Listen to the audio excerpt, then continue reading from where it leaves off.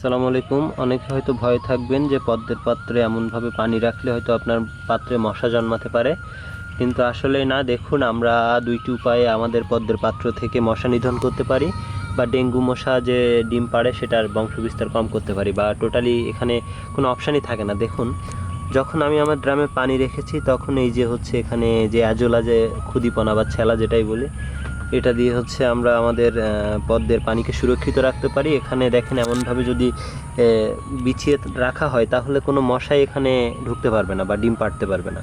দ্বিতীয় উপায়, দেখুন এখানে হচ্ছে আমাদের একটি পদ্মর পাত্র আছে। এখানে হচ্ছে আমরা খুব বেশি স্যালা রাখতে পারবো না, যে কারণে এখানে আমরা করেছি কি, কিছু পরিমাণে গাপ্পি বা মলি এই জাতীয় মাছগুলো ছেড়ে রেখেছি, যাতে এখানে যদিও ডিম পাড়ে, মশার লার্ভাগুলো সেকেন্ডের মধ্যেই তারা ধ্বংস করে ফেলে।